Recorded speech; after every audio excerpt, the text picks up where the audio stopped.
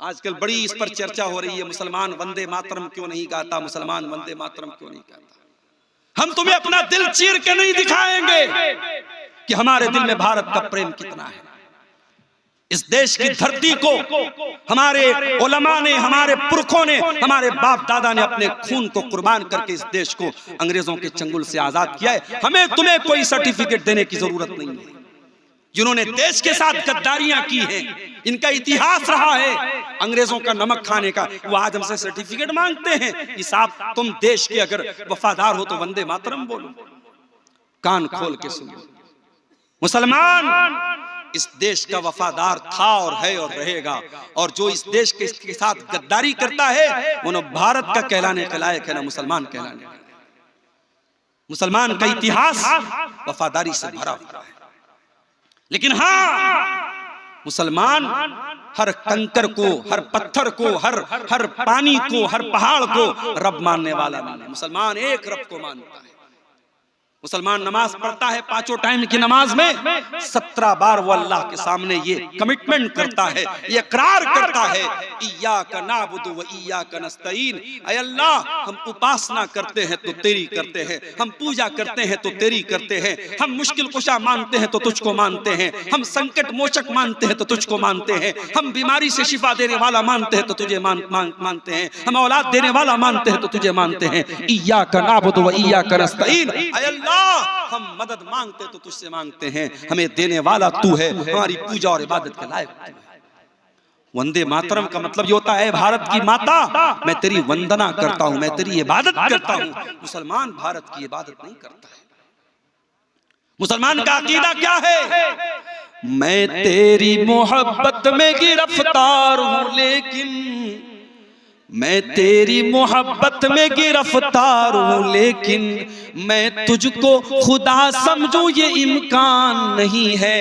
ऐ भारत की सरजमीन, हम तुझसे बहुत प्रेम करते हैं, बहुत प्यार करते हैं। मैं तुझसे प्रेम तो करता हूं, मैं तुझसे प्यार तो करता हूं, लेकिन ऐ भारत, मैं तुझको अपना रब मान लूं, मैं तुझको अपना खुदा मान लूं, ये नहीं हो सकता। मैं ला इलाहा इल्लल्लाह का कलमा पढ़ने वाला हूं, मैं एक अल्लाह के सिवा किसी और को अपना रब नहीं मान सकता, किसी और को अपना खुदा नहीं मान सकता।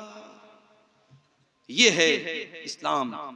और मेरे प्यारे साथियों, यही तौहीद की शिक्षा और यही तौहीद की तालीम आपको अपने बच्चों को देना है। हजरत लुकमान अपने बच्चे को नसीहत कर रहे हैं, समझा रहे हैं और कहते हैं, ऐ मेरे बच्चे, अल्लाह के साथ कभी शिर्क मत करना। दुनिया का सबसे बड़ा पाप ये कि तू अल्लाह के साथ शिर्क करे। आज इतने बड़े बड़े जलसे हो रहे हैं, आज इतनी लंबी लंबी तकरीरें हो रही हैं, लेकिन आपके सीमांचल के बहुत सारे मुसलमान लड़कियों लड़कियों को यह भी नहीं पता तौहीद किसको कहते हैं, शिर्क किसको कहते हैं। ना जानकारी में बहुत सारे ऐसे काम भी आज हमारे समाज में हो रहे हैं जो नहीं होने चाहिए।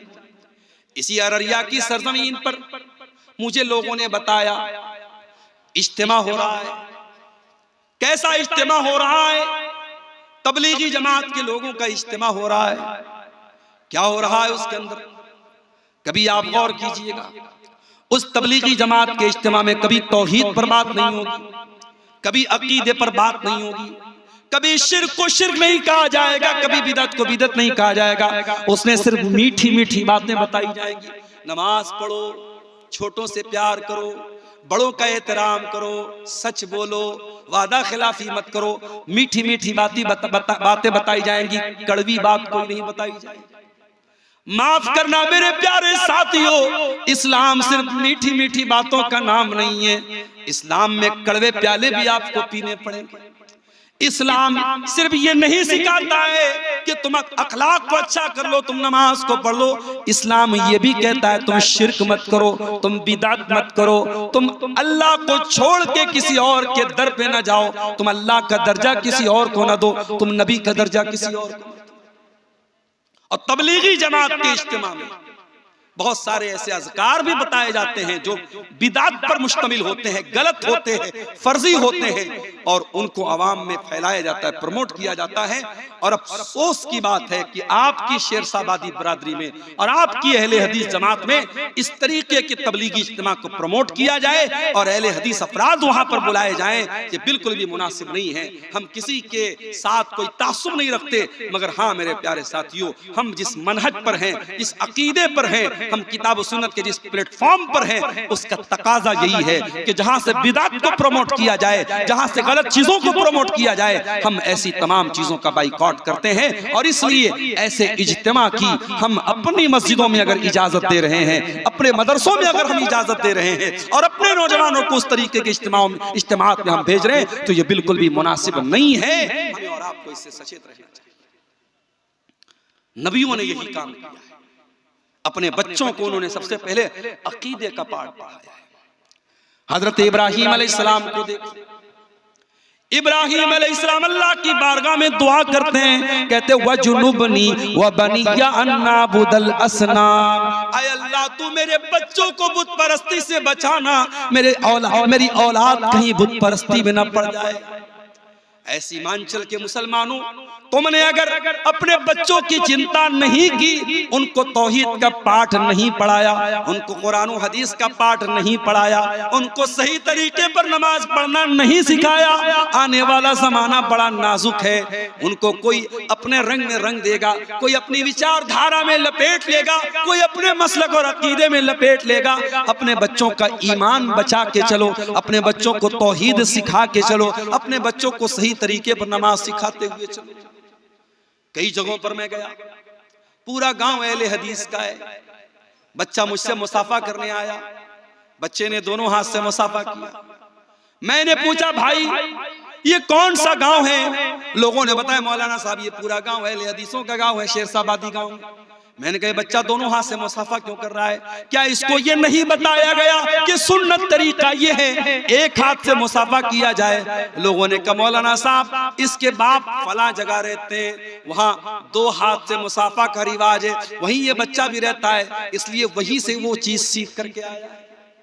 आपके बच्चे, आप उनको कुछ बताएं या ना बताएं, आपके समाज में जो प्रचलित है, जो चल रहा है, जो हो रहा है, बच्चे उसी से सीखते हैं। मेरे प्यारे साथी, अगर आपके समाज में लड़कियां पर्दा नहीं करेंगी, अगर आपके समाज में लड़की नकाब में नहीं निकलेगी, तो आपकी बेटी भी जब जवान होगी वो घर से बगैर नकाब के निकलेगी। उसको बताना नहीं पड़ेगा, समाज में जो चल रहा है आपकी बेटी भी उसी से प्रभावित हो जाएगी, उसी से मुतासिर हो जाएगी।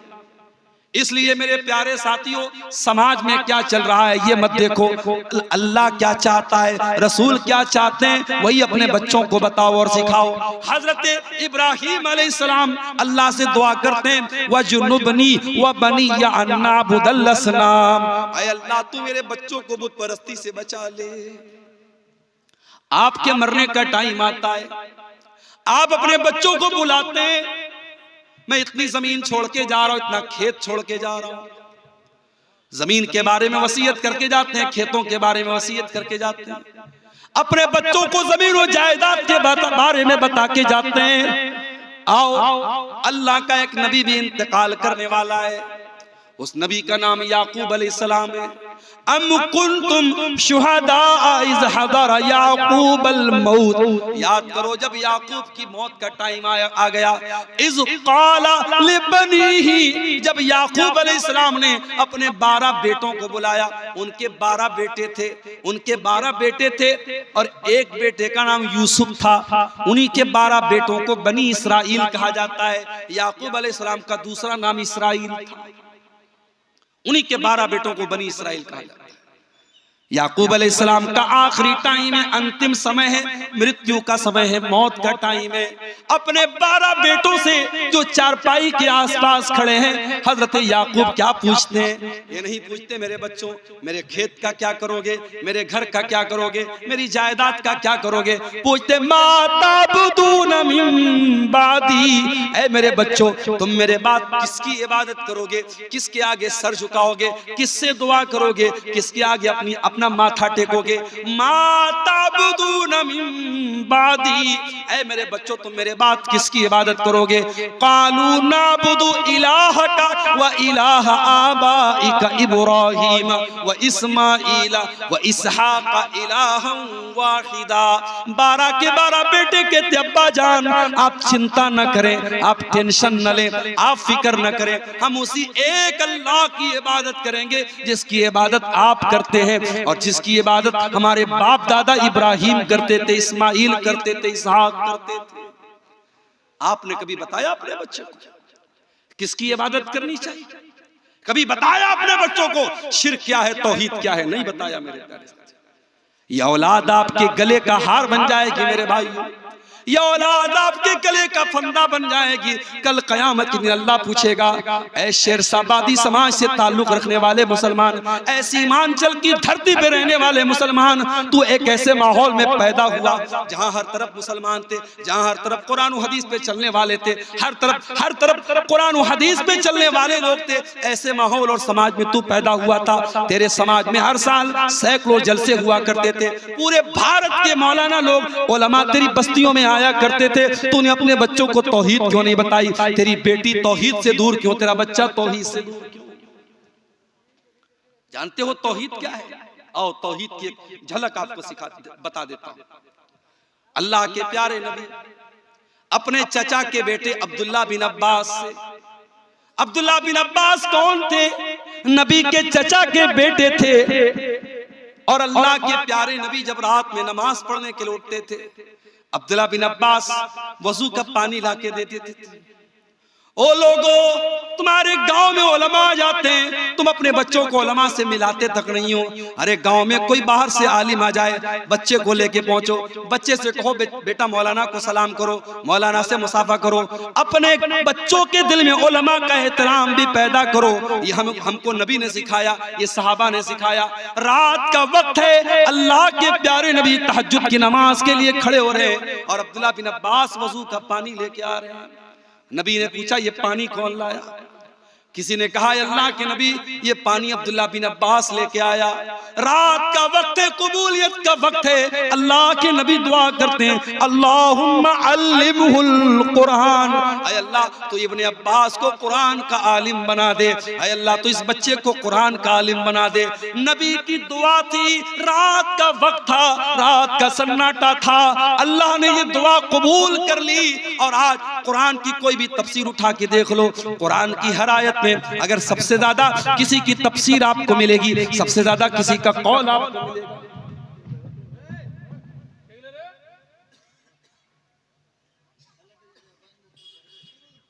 सबसे ज्यादा किसी का कौल आपको मिलेगा तो अब्दुल्ला बिन अब्बास का मिलेगा। इनको तर्जुमानुल कुरान कहा जाता है, इनको हब्रुल उम्मा कहा जाता है, इनको उम्मत का सबसे बड़ा आलिम कहा जाता है, सबसे बड़ा स्कॉलर कहा जाता है। अब्दुल्ला बिन अब्बास नबी अकरम के चचा के बेटे हैं, नबी अकरम सल्लल्लाहु अलैहि वसल्लम के भाई हैं और अल्लाह के प्यारे नबी सल्लल्लाहु अलैहि वसल्लम सवारी के ऊपर सवार हैं और पीछे अब्दुल्ला बिन अब्बास बैठे हैं और 8 साल के या 10 साल के बच्चे हैं अब्दुल्ला बिन अब्बास। अल्लाह के प्यारे नबी सल्लल्लाहु अलैहि वसल्लम कहते हैं, या गुलाम, ऐ मेरे बच्चे, इज़ा सअलता फस्अलिल्लाह व इज़ा इस्तअनता फस्तईन बिल्लाह, ऐ मेरे बच्चे जब भी सवाल करना अल्लाह से सवाल करना, जब भी मदद मांगना अल्लाह से मदद मांगना। इहफज़िल्लाह यहफज़का इहफज़िल्लाह तजिदहु तुजाक, ऐ मेरे बच्चे तू अल्लाह के कानून की रक्षा करना, तू अल्लाह के संविधान की रक्षा करना, तू अल्लाह के कानून की हिफाजत करना, अल्लाह तेरी हिफाजत करेगा। क्या प्यारी बात कह दी अल्लाह के। भारत का मुसलमान अगर अपनी रक्षा करना चाहता है, अल्लाह के कानून की रक्षा करे। बीमार दवाई खाता नहीं, बदनाम तबीब का नाम हुआ, हुए काम बुरे तो मुसलमान से बदनाम बेचारा इस्लाम हुआ। हम कदम कदम पे अल्लाह के कानून को तोड़ रहे हैं, हम अल्लाह के कानून से बगावत कर रहे हैं और उसके बाद हम ये शिकायत कर रहे हैं अल्लाह हमारी रक्षा क्यों नहीं कर रहा, अल्लाह हमारी हिफाजत क्यों नहीं कर रहा। अल्लाह के नबी अब्दुल्लाह बिन अब्बास से कहते हैं एहफज़िल्लाह यहफज़का, तू अल्लाह की हिफाजत कर, अल्लाह तेरी हिफाजत करेगा। एहफज़िल्लाह तजिदहु तुजाहक, तू अल्लाह की हिफाजत कर, अल्लाह तेरे सामने होगा। जब तू अल्लाह के दीन की हिफाजत करेगा, जब तू अल्लाह के कानून की हिफाजत करेगा, जब तू अल्लाह के हलाल को हलाल जानेगा, जब तू अल्लाह के हराम को हराम जानेगा, ऐ मेरे बच्चे अल्लाह तेरी मदद को हमेशा तेरे सामने होगा। और अगला जुमला सुन लो, ओ बिहार के मुसलमानों बड़ी चिंता में पड़े हो, अब क्या होगा तब क्या होगा। बिहार वाले यूपी वालों के बारे में पूछते हैं आपके यहाँ क्या हालात चल रहे हैं। सुन लो, अल्लाह के प्यारे नबी 8 साल के बच्चे को क्या मैसेज दे रहे हैं। काश कि भारत के मुसलमानों तुमने ये मैसेज ले लिया होता, ये पैगाम तुमने समझ लिया होता। अल्लाह के नबी कहते हैं वअलम अन्नल उम्मता लविज्तमाअत अला अन यनफऊका बिशैइन, ऐ मेरे बच्चे सारी दुनिया मिल करके अगर तुझे कोई फायदा पहुंचाना चाहे ला यनफऊका, तो तुझे कोई फायदा नहीं पहुंचा सकती इल्ला बिशैइन कद कतबहु अल्लाहु लक, सिवाय उसके जो तेरी तकदीर में लिखा है। तकदीर से बढ़ के तुझे कोई फायदा मिलने वाला, कोई लाभ मिलने वाला, कोई प्रॉफिट मिलने वाला नहीं है। और अल्लाह ने अगर तेरे मुकद्दर में कोई नुकसान लिख दिया है, सारी दुनिया मिल करके तुझे उस नुकसान से नहीं रोक सकती। उतना ही नुकसान तुझको पहुंचेगा जितना नुकसान अल्लाह ने तेरी तकदीर में लिख दिया है। रुफियातिल अक़लाम व जफ़्फ़तिस सुहुफ़, अल्लाह ने तकदीर का जो कलम, जिस कलम से तकदीर को लिखा था वो कलम उठा लिए गए और तकदीर जिस कागज पे लिखी गई वो कागज सूख चुका है। तकदीर फाइनल हो चुकी है, अब तकदीर चेंज होने वाली नहीं है। मेरे प्यारे साथियों, अल्लाह के नबी 8 साल के बच्चे को ये सबक दिया। आपका बच्चा आपके साथ खाना खाने बैठता है, आपने अपने बच्चे को कितनी मर्तबा खाना खाने का तरीका बताया। हजरत सलमा कहते हैं मैं अल्लाह के नबी के साथ बैठा हुआ था, मैं बाएं हाथ से खाना खाने लगा।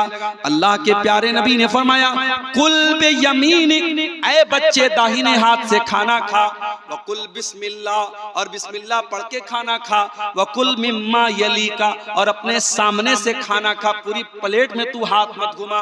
हजरत सलमा कहते हैं अल्लाह के प्यारे नबी ने मुझे खाने का जो तरीका बता दिया, सारी जिंदगी मुझे वो तरीका याद रहा और उसी तरीके पर मैं खाना खाता रहा।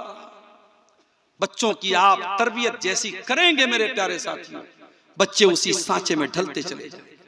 और ये भी याद रखिए, औलाद को सुधारना है तो पहले अपने आप को सुधारना पड़ेगा।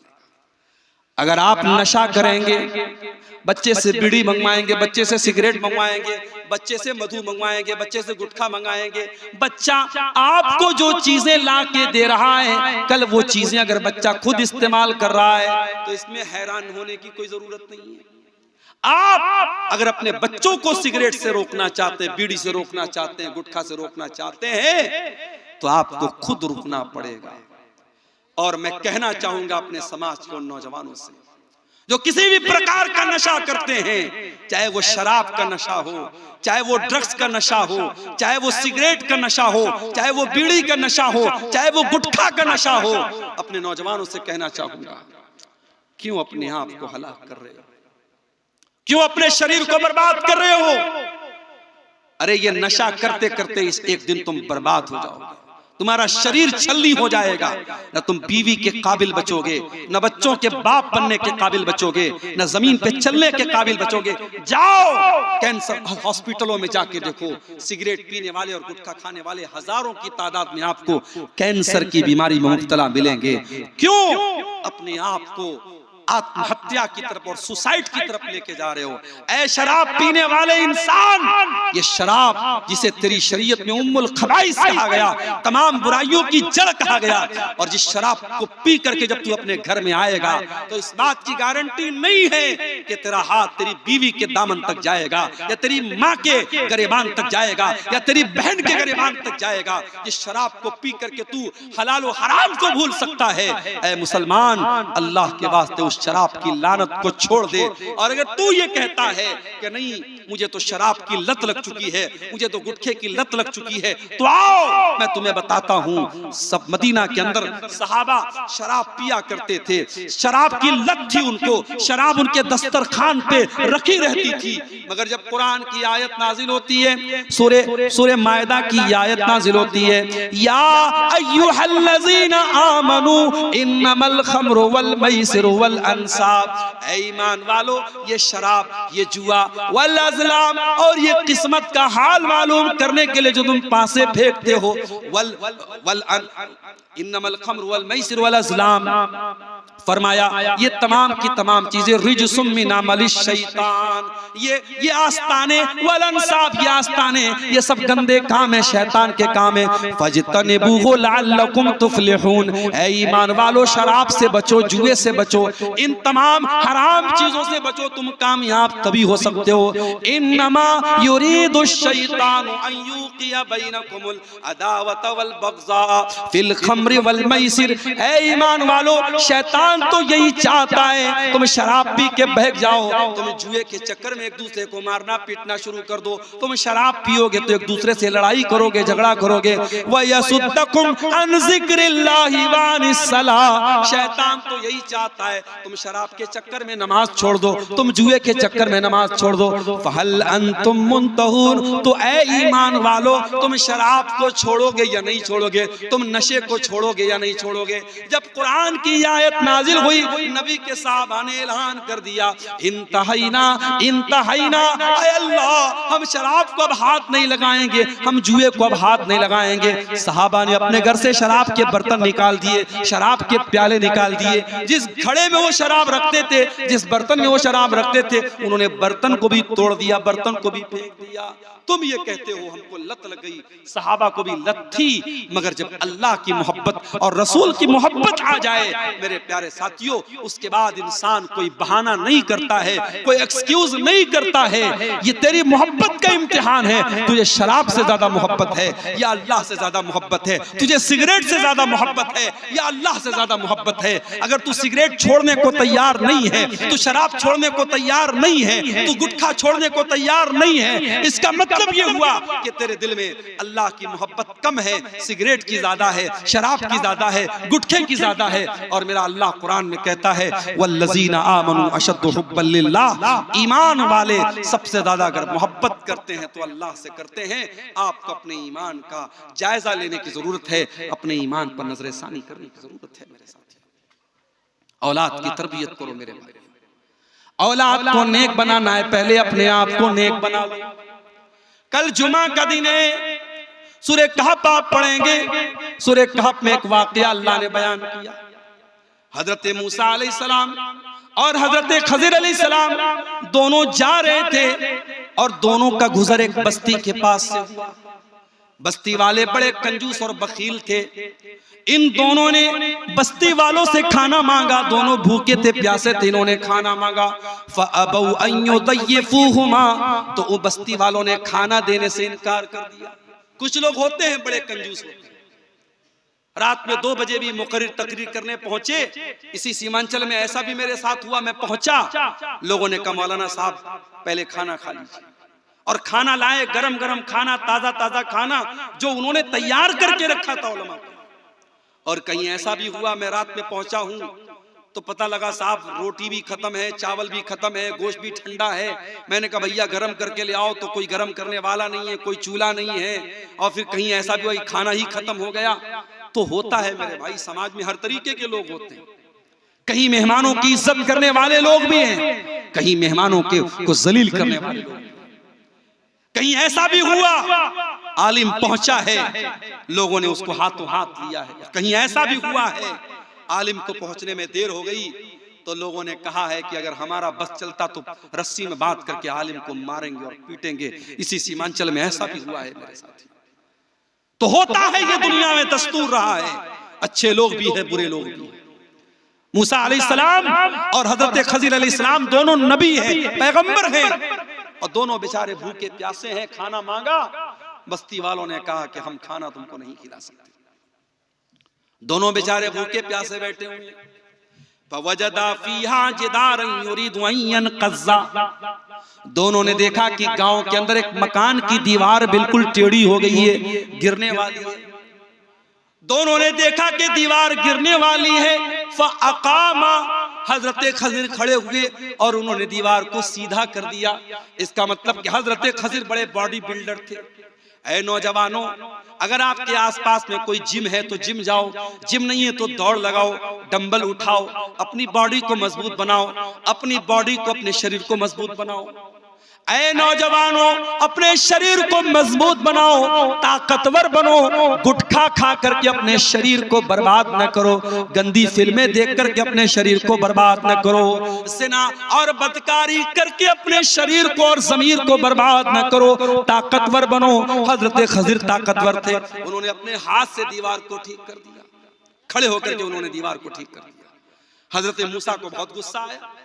हजरत मूसा ने कहा, लौ शीता लत्तखज़्ता अलैहि अजरा। ऐ खज़िर, आपको दीवार ठीक नहीं करना चाहिए था, और अगर आपने ठीक किया था तो पैसा ले लेना चाहिए था। आपको पहले पैसा तय कर लेना चाहिए था, उसके बाद आपको ये काम करना चाहिए था। हजरत खज़िर ने कहा, क्या कहा? कहा व अम्मल जिदारु फ़काना लिग़ुलामैनि यतीमैनि फ़िल मदीनति व काना तहतहु कन्ज़ुल लहुमा। ऐ मूसा, वो जो दीवार थी वो दो यतीम बच्चों के मकान की दीवार थी। उस मकान में दो यतीम बच्चे रहते थे, दो अनाथ बच्चे रहते थे, उनका बाप मर चुका था। वकाना अबूहुमा सालिहा, लेकिन बाप बहुत नेक था, बाप बहुत दीनदार था, और बाप ने मरने से पहले अपने बच्चों के लिए दीवार के नीचे खजाना छुपा करके रखा था। अगर दीवार गिर जाती, खजाना सामने आ जाता और गांव वाले लूट लेते। फ़अरादा रब्बुका अन यबलुगा अशुद्धहुमा व यस्तखरिजा कन्ज़हुमा। अल्लाह ने मुझको हुक्म दिया कि ऐ खज़िर, जाके दीवार ठीक कर दो। नेक बाप था, नेक बाप के अनाथ बच्चे हैं, बाप का खजाना लुट जाएगा। अल्लाह ने मुझको उनके खजाने को बचाने का हुक्म दिया। पता ये चला कि बाप अगर नेक हो तो अल्लाह ताला औलाद की हिफाजत मरने के बाद भी, बाप के मरने के बाद भी करेगा। ऐ औलाद के लिए जमीन खरीदने वालों, ऐ जायदाद खरीदने वालों, ऐ LIC की पॉलिसी लेने वालों, ऐ लाइफ इंश्योरेंस कराने वालों, ऐ बीमा कराने वालों, आओ मैं तुमको सबसे बेहतरीन इन्वेस्टमेंट बता रहा हूं। सबसे कौन है भाई, क्यों डिस्टर्ब कर रहा है? कोई बच्चा है क्या? हटा दीजिए ना उसको वहां से। आप अगर अपने बच्चों के लिए इन्वेस्टमेंट करना चाहते हैं मेरे प्यारे साथियों, सबसे बड़ा इन्वेस्टमेंट क्या है? आप खुद नेक बन जाइए। और एक बात बोलूं, जब हम नेक बनेंगे तो इंशाअल्लाह जन्नत में भी विद फैमिली जाएंगे। जब मेरे घर में शादी का कार्ड आता है और शादी पर लिखा रहता है अब्दुल गफ्फार सलफी विद फैमिली, तो बच्चे बहुत खुश हो जाते हैं कि आज हमें अपने अब्बू के साथ, अपने पापा के साथ हमें शादी में जाना है, दावत में जाना है। अभी नेपाल में एक प्रोग्राम था मेरा, बहुत दिनों से फैमिली की ख्वाहिश थी कि कभी नेपाल की साइड में, सीमांचल की साइड में उनको लेके चलूं। तो नेपाल में प्रोग्राम था, मैंने छोटी वाली बच्ची को ले लिया और अहलिया को ले लिया। अब जब वहां पहुंचा हूं गांव में, ऐसा लगा कि गांव के लोगों ने पहली मर्तबा किसी औरत को देखा है। मेरी वाइफ जहां जिस घर में ठहरी थी, पूरे गांव की औरतें वहां आके लाइन से कमरे में जा रही हैं और मेरी वाइफ को देख रही। मेरी वाइफ बेचारी परेशान, लंबा सफर करके आई है, वो आराम करना चाह रही, कंबल ओढ़ रही है, औरतें आके कंबल हटा रही, नहीं हमें आपको देखना है। मेरी वाइफ परेशान। और उसके बाद नेपाल में भी यही हाल हुआ। फिर उसके बाद अगले दिन इंडिया में, अररिया में, उसी बॉर्डर के करीब में प्रोग्राम था, वहां भी यही हाल हुआ। मेरी वाइफ ने कहा कि आज के बाद आप मुझको लेके मत आइए। बच्ची को लेके मैं स्टेज पर पहुंचा। अब यूट्यूबर लोगों को मौका मिल गया, फोटो लेने लगे बच्ची के साथ मेरा। अगले दिन यूट्यूब पे थंबनेल आ गया, अब्दुल गफ्फार सलफी अपनी बेटी को लेके आया। नेपाल में अपनी बेटी को लेके आया। अब ये बेचारे थंबनेल बनाने वाले ये भी इनको नहीं मालूम कि हम लेके आया लिखना चाहिए कि लेके आना आए लिखना चाहिए, और बेटी आया कि बेटी आई। जिनको आया और आई का फर्क नहीं पता वो भी बेचारे यूट्यूबर बन गए, चैनल बना लिया और हर गली नुक्कड़ पे यूट्यूबर बन गए हैं। और हम अगर बोलते हैं तो अब बुरा भी लगता है। शायर कहता है कि आप ही अपनी अदाओं पे जरा गौर करें, हम अगर अर्ज करेंगे तो शिकायत होगी। यूट्यूबर बने आप, लेकिन थोड़े जिम्मेदारी के साथ बने। मैं बार बार कहता हूं कि थंबनेल अच्छे हों, ढंग के हों, जो लाइन लिखें आप ठीक ठाक लिखें। अब किसी तकरीर में मैंने कहा कि भाई औरत को मेकअप नहीं करना चाहिए, तो अब वो लोग यूट्यूबर लोग थंबनेल पे खूबसूरत औरत का, लिपस्टिक वाली औरत का फोटो लगा के नीचे लिखते हैं मेकअप करने वाली औरतों का अंजाम क्या होगा। एक साहब ने मुझको फेसबुक पर कमेंट में कहा कि ये आपने तकरीर बहुत अच्छी की, लेकिन औरत का फोटो क्यों लगाया। मैंने कहा भैया कसम ले लो मैंने नहीं लगाया, यूट्यूबर हजरात लगाते, भाई मैं इसका जिम्मेदार नहीं हूँ। अच्छा, मेरे नाम से बहुत सारे पेज भी बना के रखे इन लोगों ने फेसबुक पर, अब्दुल गफ्फार सलफी तकरीर, अब्दुल गफ्फार सलफी पेजेस और अब्दुल गफ्फार सलफी जो है लेक्चर्स, और मेरे नाम से पेज बने हैं। किसी के 40,000 फॉलोअर है, किसी के 1 लाख फॉलोअर है, और फेसबुक पर मेरी तकरीरें चल रही हैं, उसमें उल्टे सीधे थंबनेल है, मुझे खुद नहीं मालूम। लोग मुझसे मैसेज करके पूछते हैं कि आपने ऐसा थंबनेल क्यों डाला, आपने ऐसी फोटो क्यों डाली। तो मेरे प्यारे साथियों, हम अच्छी जगहों पे जाते हैं, परिवार लेके जाते हैं। दार्जिलिंग आपके यहाँ से करीब है, आप कभी दार्जिलिंग घूमने जाते हैं, बीवी को लेके जाते हैं, बच्चों को लेके जाते हैं। कभी आप आगरा का ताजमहल देखने जाते हैं तो बीवी को लेके जाते हैं। आप नहीं चाहते हैं कि जन्नत में भी आप जाएं तो सब परिवार जाएं, अपने परिवार के साथ जाएं, अपनी फैमिली के साथ जाएं। अगर आप जाना चाहते हैं तो आइए, मैं तरीका आपको बताता हूं, कुरान आपको तरीका बताता है। वल्लज़ीना आमनू वत्तबअतहुम ज़ुर्रिय्यतुहुम बिईमानिन अलहक़ना बिहिम ज़ुर्रिय्यतहुम वमा अलतनाहुम मिन अमलिहिम मिन शै। अगर बाप ईमान वाला है, बाप अगर नेक है, बाप अगर दीनदार है, अल्लाह ताला जन्नत में उसकी औलाद को उसके साथ मिला देगा। अल्लाह परिवार के साथ रखेगा, अल्लाह बेटों को बाप के साथ रखेगा। अगर बाप दीनदार है और औलाद भी अपने बाप के तरीके पर चल रही है। सऊदी अरब की सरजमीन पर एक बहुत पैसे वाला आदमी था, उसने एक दुकान खोली। दुकान का नाम उसने अलबैक रखा। अलबैक में उसने एक चिकन को फ्राई करके बेचना शुरू किया। अब आपके सीमांचल में तो चिकन का मतलब वही सालन बना दो, ढेर सारा झोल डाल दो और नमक डाल दो, ये साहब हो गया। देसी मुर्गा अच्छे, पोल्ट्री अच्छे। आप उसको मुर्गे को बनाने के बहुत सारे तरीके आते हैं। मैं तो कभी कभी कहता हूं आप अपने घर की औरतों को बताइए भाई, खाना और भी तरीके से सालन बनता है, और भी तरीके से चिकन बनता है, एक ही तरीका है। मछली कभी आपके यहाँ खाओ, बिल्कुल ठंडी मछली लेके आते हैं। मैं कहता हूं भैया ठंडी मछली क्यों? कहते मौलाना साहब हमारे यहाँ ठंडी ही खाते हैं। भैया हम लोग गर्म खाते हैं। कहीं जाओ तो लोग कहते हैं मौलाना साहब रोटी खावे ना चावल खावे, हम का दोनों खाबो, हम दोनों खाबो, चावल भी खाबो रोटी भी खाबो, हम लोग दोनों खाते हैं भाई। मछली लाए, मछली में आंख भी लगी है। मैंने पूछा भाई ये आंख लगी है, कम से कम आंख तो निकाल देते। बोले मौलाना मछली खाएगा तो आंख मजबूत होगा। मैंने कहा लो भैया, हमारे यहाँ छोटी मछली भी हो तो उसकी आंख निकाल देंगे, पेट की गंदगी निकाल देंगे, या पूरी मछली बना देंगे। फिर जब प्लेट में आएगी, एक बहुत पहले मैं 2009 से आपके सीमांचल में आ रहा हूँ, एक बार प्रोग्राम में आया, एक जगह देसी मुर्गा बना था। अब मुर्गे का जो पैर होता है, पैर तो बनाते हैं आप लोग, अच्छी बात है, पैर के साथ साथ उसका नाखून भी गलती से उसमें रह गया। अब नाखून मैंने देखा साहब, मुझे तो बिल्कुल अजीब सा लगा। कई दिनों तक तो मुझे मुर्गा खाने का मन ही नहीं कर रहा। तो खाना बनाने के भी बहुत सारे तरीके होते हैं। आप अपने घर की औरतों को बताएं, आज यूट्यूब पर मौजूद है, आप चिकन बनाने के सैकड़ों तरीके हैं। आप अलग अलग रेसिपीज से बनाएं मेरे प्यारे साथी, अलग अलग तरीके से आप बनाएं। आप देखें कि खाने पीने के ये तरीके जो होते हैं ये आपको, आपकी फैमिली को, आपके परिवार को मेरे प्यारे साथियों अच्छे लगते हैं। और इंसान जब अच्छी चीजें खाता है सोचता है परिवार के साथ खाऊं। क्या आप नहीं चाहेंगे कि जन्नत में भी आप अपने परिवार के साथ जाएं? कुरान कहता है वल्लज़ीना आमनू वत्तबअतहुम ज़ुर्रिय्यतुहुम बिईमानिन, जो ईमान वाले लोग हैं और उनकी औलाद भी उनके नक्शे कदम पे चलने वाली है और औलाद भी उनके तरीके पर चलेगी, हम जन्नत में उनके परिवार के साथ उनको रखेंगे। मेरे प्यारे साथियों, आप नेक बन जाइए, आप दीनदार बन जाइए, आपके बच्चे ऑटोमेटिक नेक बनेंगे और दीनदार बनेंगे। आज हालात क्या है? कितने घर हैं जहां एक आदमी भी नमाज पढ़ने वाला नहीं, एक आदमी भी नमाज पढ़ने वाला नहीं है।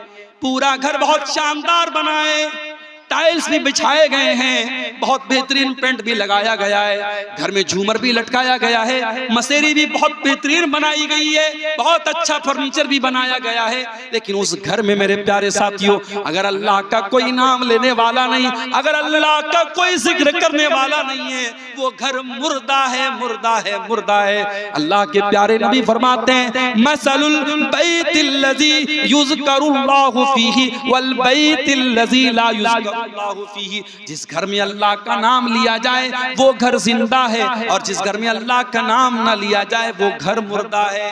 मेरे प्यारे भाइयों, आपके घर में टाइल्स हो या ना हो, आपके घर में झूमर हो या ना हो, आपके घर में आरामदेह बिस्तर हो या ना हो, लेकिन कोशिश ये करो कि आपका घर मुर्दा ना हो जाए। अपने घर को नमाज से जिंदा रखो, अपने घर को अल्लाह के जिक्र से जिंदा रखो। और जब घरवाली तलाश करो, आजकल घरवाली कहां तलाश की जा रही? इंस्टाग्राम पे। अरे जो इंस्टाग्राम चला रही है वो तुझको कितना चलाएगी तू ये सोच। जो फेसबुक चला रही है, जो सोशल मीडिया पर आईडी बना के चला रही है, वो कल तुझको कितना उंगली पर नचाएगी तू सोच।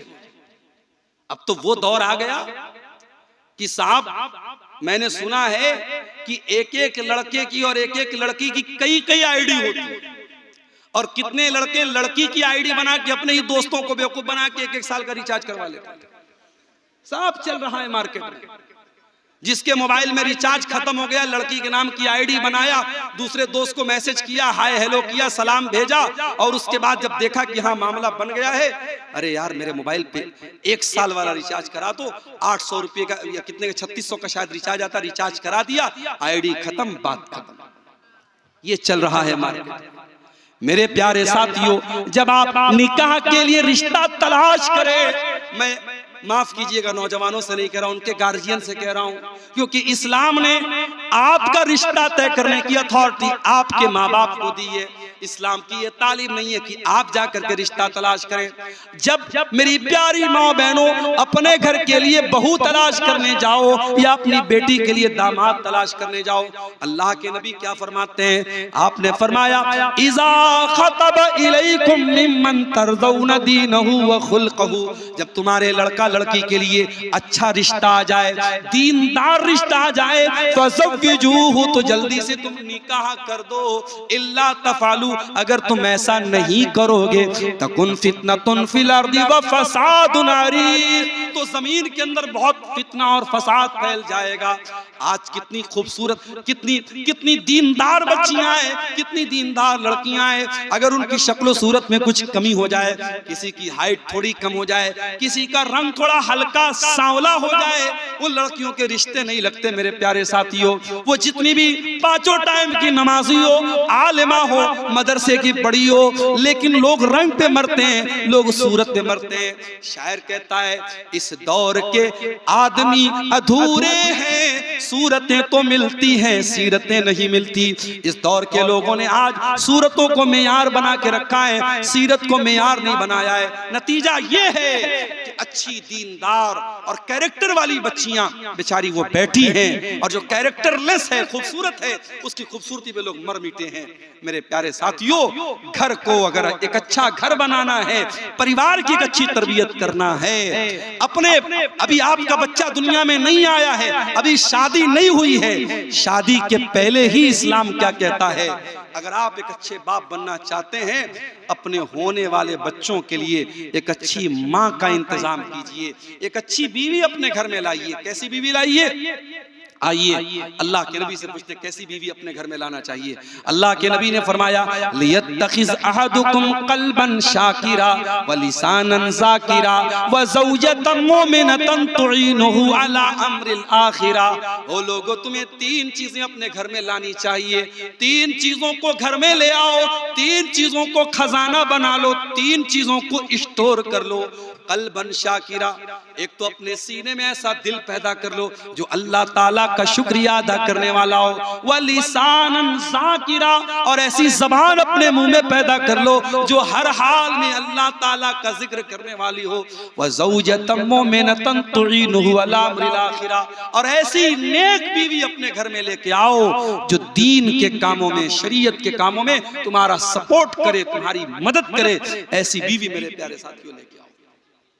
और मैंने एक नज़्म लिखी थी औरत के ऊपर, उस नज़्म में मैंने एक बड़ी प्यारी बात कही थी कि अल्लाह ताला ने औरत को जज्बात की ऐसी ताकत दी है। औरत अपने जज्बात के जरिए बहुत सारी बातें मनवा सकती है, जो बातें मर्दों के अंदर जो है नहीं होती हैं, वो औरत के जरिए वो काम हो जाता है।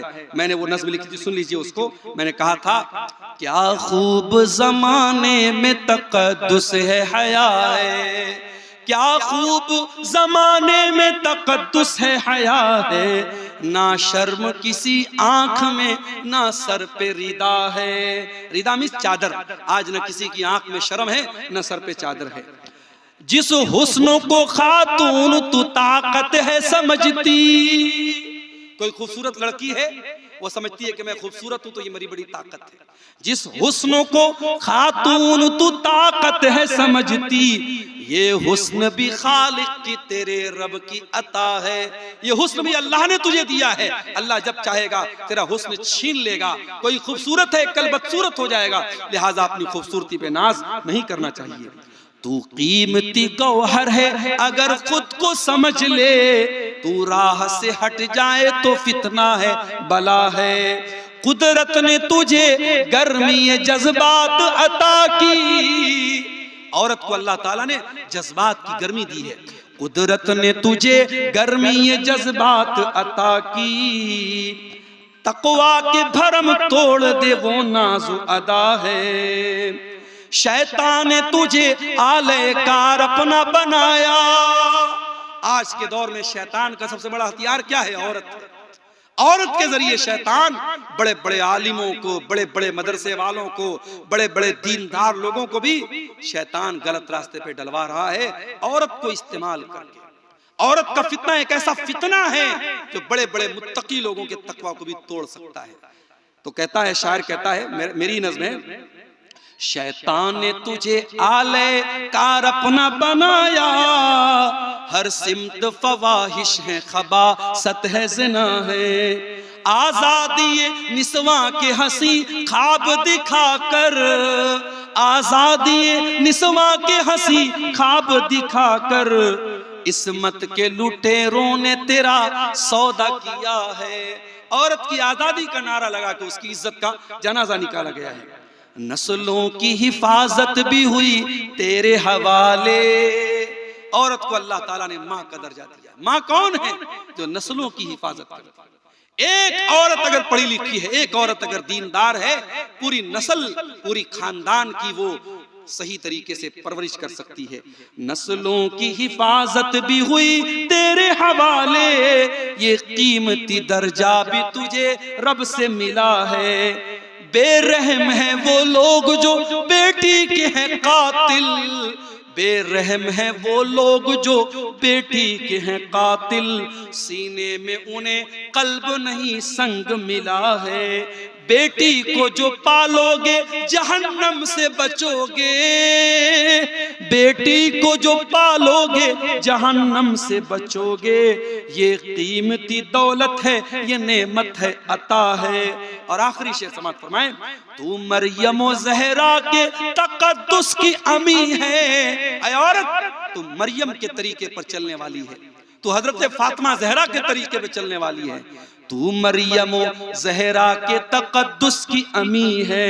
तू इल्म अमल ज़ुहद वरा दर्स वफा है। तू इल्म अमल ज़ुहद वरा दर्स वफा है।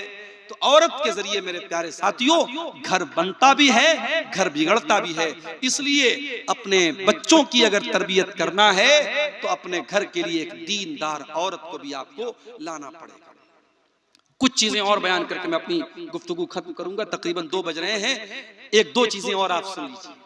अगर औलाद की तरबियत करना है तो एक बहुत जरूरी चीज बता रहा हूं, उसको नोट कर लीजिए। आपको अपने घर को हराम कमाई से भी बचाना है। अगर आप अपने बच्चों से प्यार करते हैं, सूद का कारोबार मत कीजिए, ब्याज का पैसा घर में मत लाइए, रिश्वत का पैसा घर में मत लाइए, हराम का सट्टे का पैसा घर में मत लाइए। क्यों? सुन लीजिए, अल्लाह के प्यारे नबी फरमाते हैं, मा नबता लहबुन मिन सोतिन फन्नारु औला बिही। जिस जिस्म की परवरिश हराम कमाई से की जाएगी, जिस शरीर के अंदर हराम कमाई का खून दौड़ेगा, वो जिस्म जहन्नम की आग में डाला जाएगा, वो जिस्म जहन्नम की आग में जलेगा। क्या आप ये चाहेंगे आपका बच्चा जहन्नम की आग में जले? अरे आप कैसे चाहेंगे मेरे भाई। मैं कार से जाता हूँ, परिवार साथ में बैठा है, ड्राइवर साहब ने कहा मौलवी साहब उतर जाइए, सीएनजी भरवाना है। मैंने कहा क्यों भैया, उतरना क्यों है? ड्राइवर ने कहा सीएनजी जब भरी जाती है तो खतरा होता है कहीं सिलेंडर फट ना जाए, गाड़ी में विस्फोट ना हो जाए, इसलिए सुरक्षा के दृष्टिकोण से, परिवार की हिफाजत के लिए, जान की हिफाजत के लिए परिवार को और लोगों को गाड़ी से उतार दिया जाता है। हम अपने परिवार से इतनी मोहब्बत करते हैं, 5 मिनट के लिए सीएनजी भरी जा रही है, हम कार में बैठने नहीं देते, बच्चों को उतार देते हैं। मेरे प्यारे साथियों, सीएनजी से आग लगेगी, पेट्रोल से आग लगेगी, डीजल से आग लगेगी, लेकिन जो जहन्नम की आग होगी दुनिया की आग से 70 गुना ज्यादा खतरनाक होगी। किस तरीके से हम अपने बच्चों को जहन्नम की आग से बचाएंगे? कुरान कहता है, कू अनफुसकुम व अहलीकुम नारा। ऐ ईमान वालों, बचा लो अपने आप को और अपने घर वालों को जहन्नम की आग से। आय अल्लाह, हम कैसे बचाएं? हजरत अली फरमाते हैं, अल्लिमुहुम व अद्दिबुहुम। अपने बच्चों को तालीम दिलाओ, अपने बच्चों को अदब दिलाओ। मुझे मालूम है इसी सीमांचल के कुछ बच्चे हमारे बनारस में भी पढ़ते हैं, जामिया सलफिया बनारस में, और हमारे मदरसे में जहां मैं पढ़ाता हूं, जामिया सलफिया की शाख है वो मदरसा, वहां भी पढ़ते हैं बच्चे। आसान नहीं होता है, बहुत सारे बच्चे ऐसे भी होते, मैं जानता हूं, पर्सनली उनको जानता हूं, बेचारे वो जामिया में पढ़ भी रहे हैं और अलग से कोई काम भी कर रहे हैं, ताकि माँ बाप गरीब हैं, खेती करने वाला बाप है, किसान बाप है, बाप किसी तरीके से परिवार को चला रहा है, बच्चे को पढ़ाई करना है, माँ बाप पर बोझ नहीं बनना चाहता है, पढ़ाई के साथ साथ वो एक्स्ट्रा काम कर रहा है अपने आप को चलाने के लिए। मेरे प्यारे साथियों, ऐसे भी तालीम हासिल करके कोई सलफी बना है, कोई मदरी बना है, कोई तैमी बना है, कोई सनाबली बना है, कोई मोहम्मदी बना है। ये बच्चों को जो आप आलिम बनाते हैं, या दीन का इल्म सिखाते हैं, या अदब सिखाते हैं, या बच्चियों को किसी अच्छे बनात के इदारे में आप डाल के उनको आलिमा बनाते हैं, ये भी जहन्नम की आग से बचाने का एक तरीका है। मेरे प्यारे साथियों, अगर हमें और आपको अपने बच्चों की तरबियत करना है, अल्लाह ताला कुरान में कह रहा है अपने बच्चों को जहन्नम की आग से बचाओ, हमें इसके लिए भी इंतजाम करना चाहिए। मेरे साथियों, हराम कमाई से अपने परिवार को बचाना है और जहन्नम की आग से अपने बच्चों को बचाना है। और एक दुआ अल्लाह ने सिखाई है कुरान के 26वें पारे में, जिसकी उम्र 40 साल की हो चुकी है। जो जाहिर है, जब आदमी 40 साल का होता है, बेटे बड़े हो जाते हैं, बेटियां बड़ी हो जाती हैं, हो सकता है एक आध दो बेटे की शादी भी कर देता है, क्योंकि आपके सीमांचल में तो शादी बहुत जल्दी हो जाती है। लड़कियों की शादी मैंने सुना 15-16 साल की उम्र में हो जाती है, लड़कों की शादी 20 साल में हो जाती है। तो अगर 40 साल का आदमी हुआ है तो हो सकता है किसी लड़की की शादी भी कर चुका हो, किसी लड़के की शादी भी कर चुका हो। तो ये जो जिंदगी का समय होता है 40 साल, ये एक ऐसा समय होता है जब इंसान जिंदगी का बहुत कुछ चीजें देख चुका होता है। 40 साल की उम्र होने के बाद इंसान अगर कोई गलत काम करे तो वो ये नहीं कह सकता मैं बहक गया था, मैं भटक गया था। नहीं, 18 साल वाला 20 साल वाला बहक सकता है, भटक सकता है, ये माना जा सकता है। क्यों? अभी उसके अंदर उतनी समझ नहीं है, उतनी मैच्योरिटी नहीं है। लेकिन जो 40 साल का हो चुका है वो समझदार हो चुका है। और अगर 40 साल का होने के बाद वो कोई गलत काम कर रहा है, सोच समझ के गलत काम कर रहा है। अब ये जो दुआ मैं बता रहा हूं जरा सुनिएगा। हत्ता इज़ा बलगा अशुद्धहु, जब इंसान ताकत को पहुंच जाए, वह बलगा 40 सनतन, और 40 साल का हो जाए, क़ाल रब्बी औज़िनी अन अश्कुरा निअमतकल्लती अनअमत अलैया व अला वालिदैया। इंसान को ये दुआ करनी चाहिए। जितने 40 साल के हो चुके हैं, मैं दुआ बोल रहा हूं, यूट्यूब पे रिकॉर्ड हो रही है। अगर आपको ये दुआ नहीं सुनने में आ रही है, नहीं समझ में आ रही है, जाके कुरान खोल लेना और कुरान के 26वें पारे में शुरू में आपको ये दुआ मिल जाएगी। हर आदमी जो 40 साल का हो चुका है, चाहे वो औरत है, चाहे वो मर्द है, चाहे वो माँ है, चाहे वो बाप है, उसको ये दुआ पढ़नी चाहिए। रब्बी औज़िनी अन अश्कुरा निअमतकल्लती अनअमत अलैया। ऐ अल्लाह तू मुझे तौफीक दे दे, ऐ अल्लाह मैं तेरी नेमत का शुक्रिया अदा करूं। मैं 40 साल का हो चुका हूं, ऐ अल्लाह जिंदगी का आधे से ज्यादा टाइम गुजर चुका है। क्योंकि आम तौर से जिंदगी इस उम्मत की जो एवरेज उम्र है, अल्लाह के नबी ने फरमाया 60 से 70 साल की उम्र इस उम्मत की एवरेज उम्र है। तो आप जब 40 साल के हो गए, इसका मतलब ये हुआ कि अब जिंदगी की दोपहर हो चुकी है, अब जिंदगी की शाम होने वाली है, अब जिंदगी का ज्यादा हिस्सा गुजर चुका है।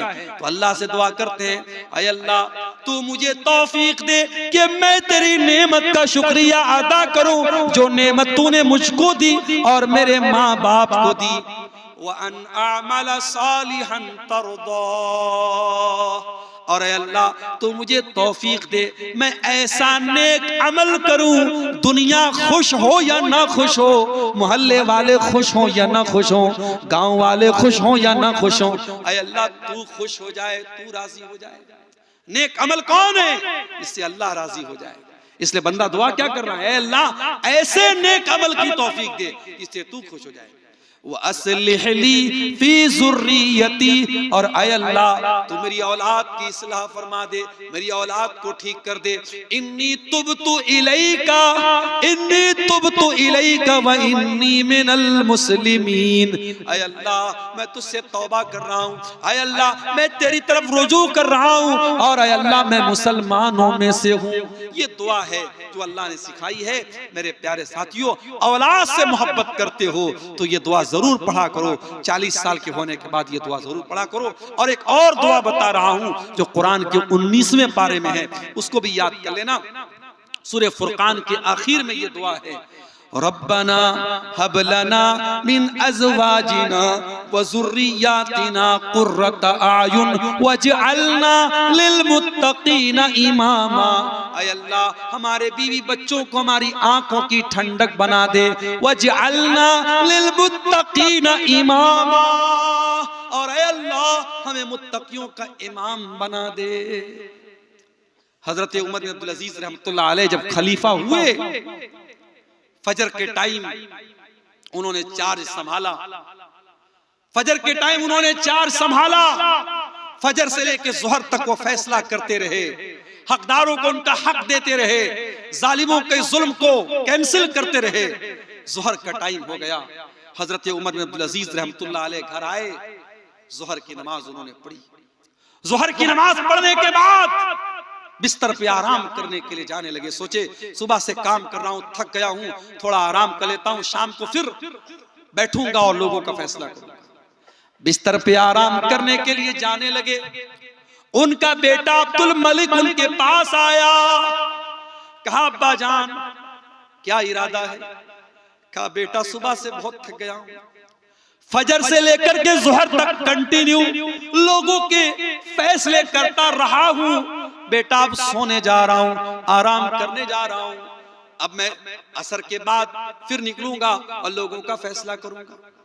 कहा अब्बा जान कितने मजलूम हैं, उनकी आंखें आपका इंतजार कर रही हैं। कितने हकदार हैं जो इंतजार कर रहे हैं कि उमर बिन अब्दुल अजीज आया है, अब मेरा हक मुझको मिलेगा, अब मेरे साथ अन्याय नहीं होगा, अब मेरे साथ अत्याचार नहीं होगा, अब मेरे साथ जुल्म नहीं होगा। अरे अब्बा जान ऐसे हालात हैं और आप सोने जा रहे हैं। कहा बेटा सुबह से तो लगा हूं, दोपहर तक जोहर तक तो कंटिन्यू काम किया है, थोड़ी देर सुस्ता लेता हूं, आराम कर लेता हूं, उसके बाद फिर यही काम करना है। कहा अब्बा जान क्या इस बात की गारंटी है कि आप बिस्तर पे सोने जा रहे हैं और आप असर तक जिंदा रहेंगे? अगर इसी हालत में आपकी मौत हो गई, इसी हालत में आपका इंतकाल हो गया, कल कयामत में अल्लाह पूछेगा ऐ उमर बिन अब्दुल अजीज तुझे खलीफा बनाया गया, तुझे अमीरुल मोमिनीन बनाया गया, तेरी अदालत में बहुत सारे केस आए थे, बहुत सारे मामलात आए थे, लोग तेरा इंतजार कर रहे थे, तू दोपहर में सो गया, तेरी मौत आ गई। ऐ उमर बिन अब्दुल अजीज तूने ये लापरवाही क्यों की? अब्बा जान आप बताइए अल्लाह को क्या जवाब देंगे? हजरत उमर बिन अब्दुल अजीज रहमतुल्लाह अलैह की आंखों में आंसू आ गए। अपने बेटे को गले लगाया, कहा अल्लाह तेरा शुक्र है तूने मुझे ऐसा बेटा दिया है, वो बेटा जो अपने बाप के दीन के सिलसिले में अपने बाप की मदद करता है। मेरे प्यारे भाइयों ऐसे बेटे कब मिलेंगे? जब आप बेटों की अच्छी तरबियत करेंगे और ये दुआ करेंगे रब्बना हब लना मिन अज़वाजिना व ज़ुर्रियातिना कुर्रता आयुन, ऐ अल्लाह हमारे बीवी बच्चों को हमारे आंखों की ठंडक बना दे, वजअलना लिल मुत्तकीना इमामा और हमें मुत्तकियों का इमाम बना दे। तो तरबियत औलाद के ताल्लुक से ये चंद बातें मेरे प्यारे साथियों आपके सामने मैंने रखी हैं, इस उम्मीद के साथ रखी हैं कि हम अपनी औलाद की तरबियत में इन बातों का ध्यान रखेंगे।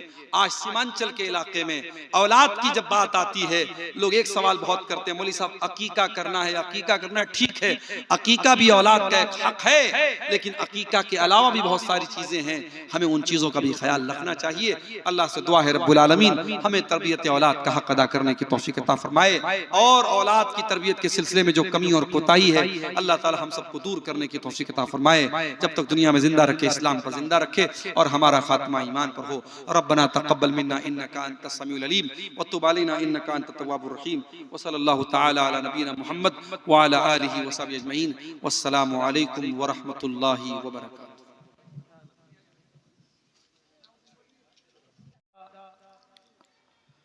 युस्लिह लकुम अअमालकुम व यग़फिर लकुम ज़ुनूबकुम व मन युतिइल्लाह व रसूलहु फ़क़द फ़ाज़ फ़ौज़न अज़ीमा। अम्मा बअद फ़इन्न ख़ैरल हदीस किताबुल्लाह व ख़ैरल हदी हदी मुहम्मदिन सल्लल्लाहु अलैहि वसल्लम व शर्रल उमूरि मुहदसातुहा व कुल्ल मुहदसतिन बिदअह व कुल्ल बिदअतिन दलालह व कुल्ल दलालतिन फिन्नार। अऊज़ु बिल्लाहि मिनश शैतानिर रजीम। बिस्मिल्लाहिर रहमानिर रहीम। वल्लाहु जअल लकुम मिन अनफुसिकुम अज़वाजा व जअल लकुम मिन अज़वाजिकुम बनीना व हफ़दा व रज़क़कुम मिनत तय्यिबात अफ़बिल बातिल युमिनून व बिनिअमतिल्लाहि हुम यकफ़ुरून।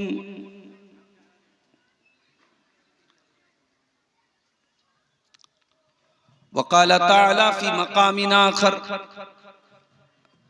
अल मालु वल बनून ज़ीनतुल हयातिद दुनिया वल्बाक़ियातुस्सालिहातु खैरुन इंद रब्बिका तवाबन व खैरुन अमला।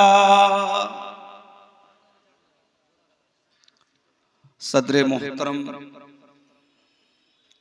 उलमाए किराम, मोहतरम बुजुर्गों, नौजवान साथियों, माओ और बहनों, प्यारे बच्चों, इससे पहले कि मैं अपनी तकरीर शुरू करूं, आप जानते हैं मेरा ताल्लुक बनारस से, और बनारस की एक खबर आजकल बहुत वायरल हो रही है। बनारस में एक मार्केट है जिसका नाम दाल मंडी है, और इस मार्केट में ज्यादातर मुसलमानों की दुकानें हैं, और इस मार्केट को तोड़ा जा रहा है, और ये कह के तोड़ा जा रहा है कि हमें रास्ते को चौड़ा करना है। अब उसके पीछे बहुत सारी कहानी है, मैं वो कहानी आपको बताना नहीं चाहता। आप मीडिया पर आपकी नजर है, आप जानते हैं, बहुत सारी चीजों को समझते हैं। मैं एक दिन दाल मंडी के पास से गुजर रहा था, मेरी अहलिया भी मेरे साथ में थी, बाइक से हम लोग जा रहे थे, तो मैंने देखा कि प्रशासन के लोग दाल मंडी को तोड़ रहे हैं, और बहुत सारे लोग कैमरे से वीडियो बना रहे हैं और हंस रहे हैं। जाहिर है जिसका घर टूट रहा है, जिसकी दुकान टूट रही है, जिसकी रोजी रोटी बर्बाद हो रही है, वो तो रो रहा है, लेकिन उसका तमाशा देखने वाले, उस पर खुश होने वाले मजा ले रहे हैं और वीडियो बना रहे हैं, और बाकायदा सोशल मीडिया पे डाल के खुश भी हो रहे हैं कि देखो भाई इनकी दुकानें टूट रही। तो मैंने एक छोटी सी नज़्म लिखी है, एक गजल कह लीजिए, गजल लिखी है, जिसमें मैंने उन हालात का नक्शा खींचा है। मैं चाहता हूं कि वो गजल आपके सामने पेश करूं, फिर मैं अपनी बात को आगे बढ़ाता हूं।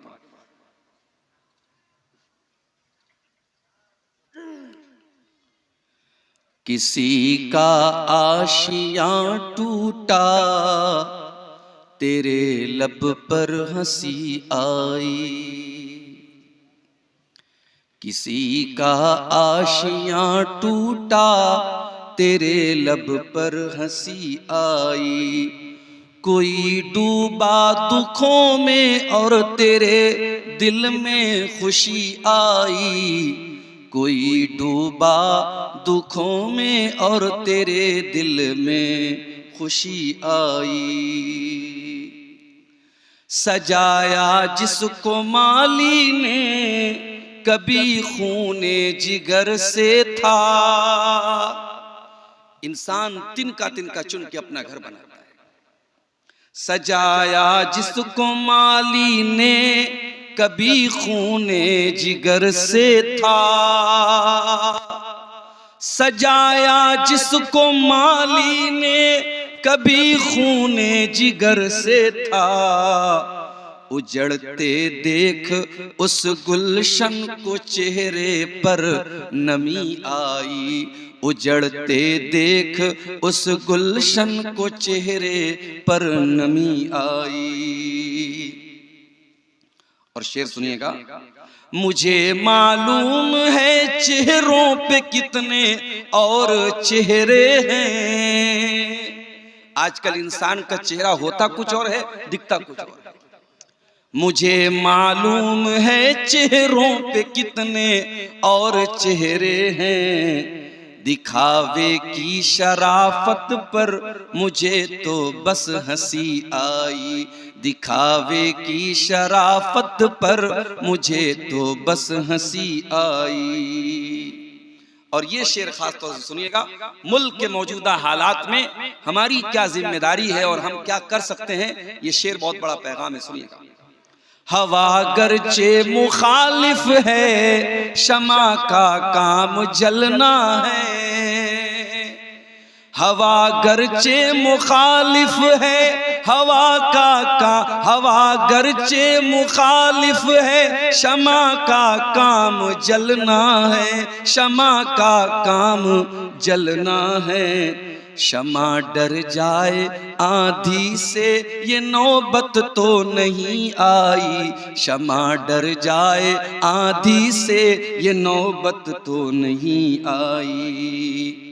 न जाने दिल की बस्ती पे ये वीरानी है क्यों छाई, न जाने दिल की बस्ती पे ये वीरानी है क्यों छाई।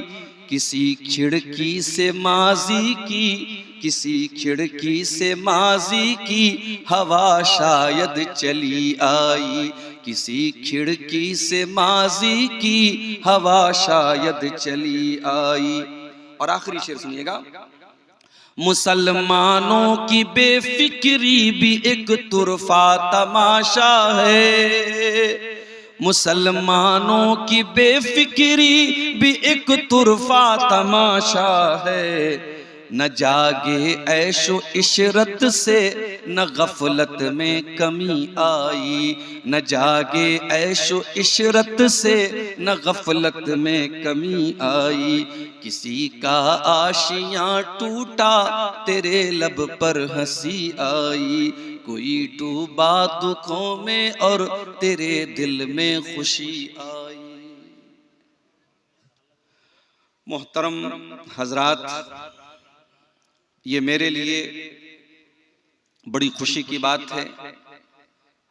मदरसा इस्लाहुल मुस्लिमीन बनगमा जिला अररिया का ये इदारा, जो इस इलाके के बहुत कदीम इदारों में से एक इदारा है, और जैसा कि मुझे बताया गया कि इस इलाके में ये उन चंद इदारों में से एक है जहां जागीर का सिस्टम नहीं है, बल्कि तलबा के लिए बाकायदा खाना बनता है।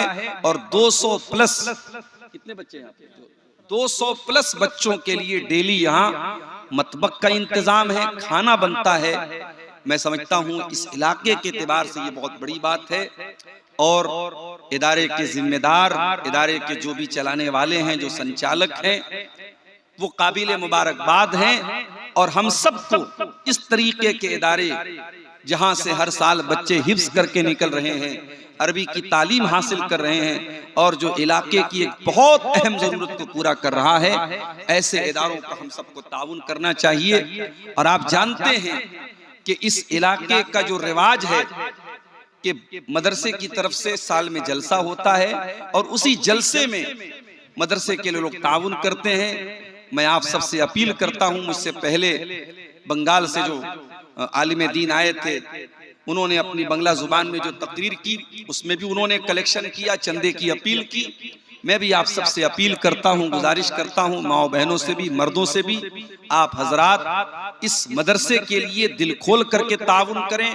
अपने पैसों के जरिए, अपने जेवरात के जरिए, नगद ना हो तो आप स्कैनर लेकर के फोन पे वगैरह के जरिए पेमेंट करें, लेकिन इस तरीके के इदारों को जरूर चलाएं मेरे प्यारे साथियों।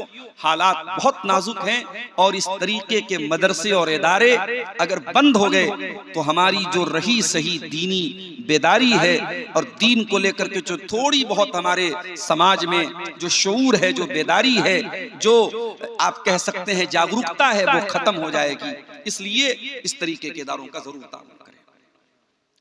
मेरे भाइयों, मैंने आपके सामने खुतबे मसनूना के बाद कुरान करीम की 2 आयतें पढ़ी।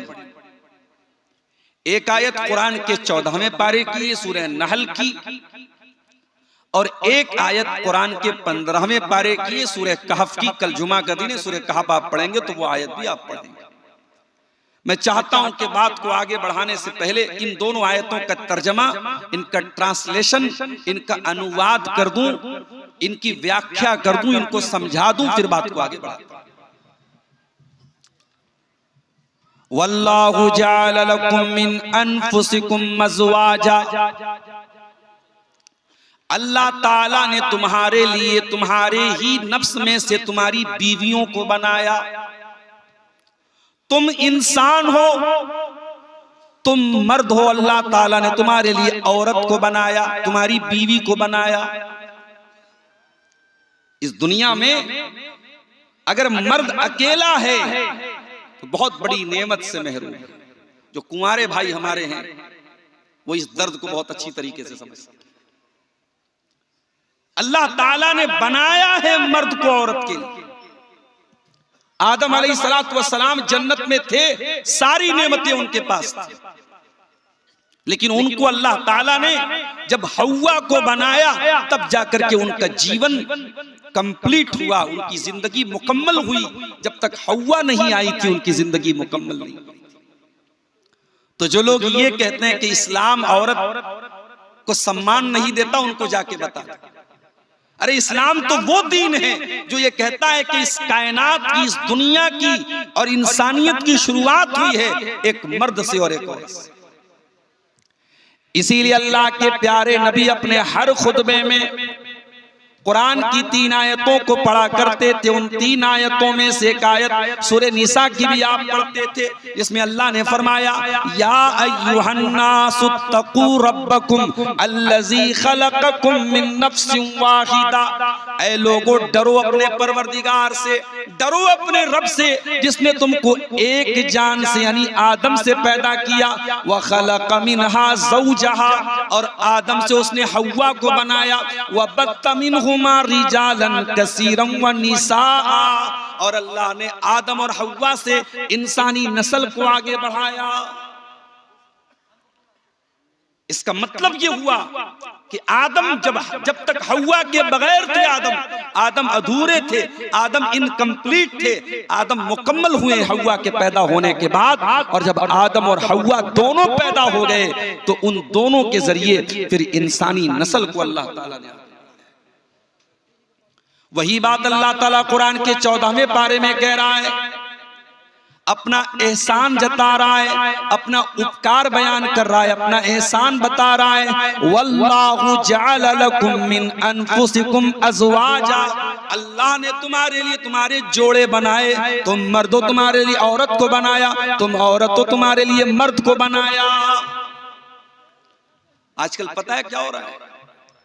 चाइना वगैरह में ऐसे रोबोट बनाए जा रहे हैं कि आदमी को औरत की जरूरत न पड़े, औरत के टाइप का रोबोट बना रहे हैं। औरत के लिए ऐसा रोबोट बना रहे जो मर्द का काम करे, उसको मर्द की जरूरत न पड़े, वो रोबोट से उसका काम चल जाए। दुनिया इस तरीके के जितने ढकोसले करना चाहे कर ले। अल्लाह ने जो फितरत बनाई है, ये रोबोट के जरिए मर्द औरत की जिंदगी मुकम्मल नहीं हो सकती मेरे प्यारे साथी। इसीलिए अल्लाह ने कुरान के दूसरे पारे में मियां बीवी के रिश्ते को कितने प्यारे अंदाज में अल्लाह ने बयान किया। फरमाया, हुन्ना लिबासुल लकुम व अंतुम लिबासुल लहुन्ना। ऐ पतियों, तुम्हारी पत्नियां तुम्हारे लिए लिबास हैं। ऐ शौहरों, तुम्हारी बीवियां तुम्हारे लिए लिबास हैं। ऐ बीवियों, तुम्हारे शौहर तुम्हारे लिए लिबास है। अब्दुल गफ्फार साहब ब्लेजर पहन के क्यों आए हैं? सदरी क्यों पहनते हैं? उन्हें लगता है कि भाई हमारे ऊपर कुर्ता पैजामा और सदरी या कुर्ता पैजामा ब्लेजर ये लिबास हम पर जचता है, जमता है, अच्छा लगता है, हम इस कपड़े में ठीक ठाक नजर आते हैं, हम वो कपड़ा पहनते हैं। हमारा नौजवान बेचारा वो टी शर्ट क्यों पहनता है, वो जींस की पैंट क्यों पहनता है, कोई औरत वो साड़ी क्यों पहन रही है, वो जो है सलवार और कमीज क्यों पहन रही है। इंसान लिबास वो पहनता है जो लिबास उसको अच्छा लगता है, उसमें वो खूबसूरत नजर आता है। अल्लाह ने फरमाया, हुन्ना लिबासुल लकुम व अंतुम लिबासुल लहुन्ना। मर्दों के लिए, शौहर के लिए बीवी लिबास है और बीवी के लिए शौहर लिबास है। इसका मतलब ये हुआ कि दोनों एक दूसरे को सुंदर बनाते हैं। अगर शौहर की जिंदगी से बीवी को निकाल दो, बीवी की जिंदगी से शौहर को निकाल दो, उनकी जिंदगी बदसूरत हो जाएगी, उनकी जिंदगी की सुंदरता खत्म हो जाएगी, उनकी जिंदगी की ब्यूटी खत्म हो जाएगी। हुन्ना लिबासुल लकुम व अंतुम लिबासुल लहुन्ना। ऐ शौहरों, तुम्हारी बीवी तुम्हारे लिए लिबास है। ऐ बीवियों, तुम्हारे शौहर तुम्हारे लिए लिबास है। कभी गौर करना मेरे भाइयों, चंद दिनों की शादी के बाद पति पत्नी के बीच में जो प्यार होता है, जो मोहब्बत होती है, सारी जिंदगी माँ बाप के साथ बच्चा रहता है वो मोहब्बत नहीं होती, बहन के साथ भाई रहता है वो मोहब्बत नहीं होती, भाई भाई के साथ रहता है वो मोहब्बत नहीं होती, जो 1 महीने की शादी के बाद हो जाती है। 1 महीना शादी का गुजरता है, लड़का अररिया का रहने वाला है, कटिहार का सीमांचल का रहने वाला है, उसकी नौकरी लग गई गल्फ में, सऊदी में, कुवैत में, दुबई में नौकरी लग गई। लड़का नौकरी के लिए बाहर जा रहा है, टिकट बन गया, वीजा आ गया, लड़के ने बैग पैक किया, जैसे ही घर के बाहर जाने लगा, उसकी बीवी, जिसको उसके घर में आए सिर्फ 1 महीना हुआ है, बीवी लिपट करके रोने लगती है।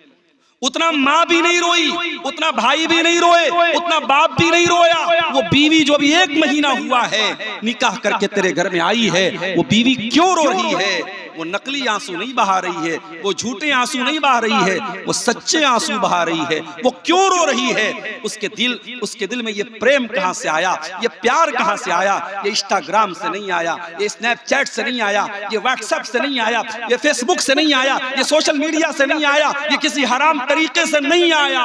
ये प्रेम, ये प्यार, ये मोहब्बत जो बीवी के दिल में शौहर का पैदा हुआ है, जो शौहर के दिल में बीवी की पैदा हुई है, ये मोहब्बत अल्लाह ने पैदा की है।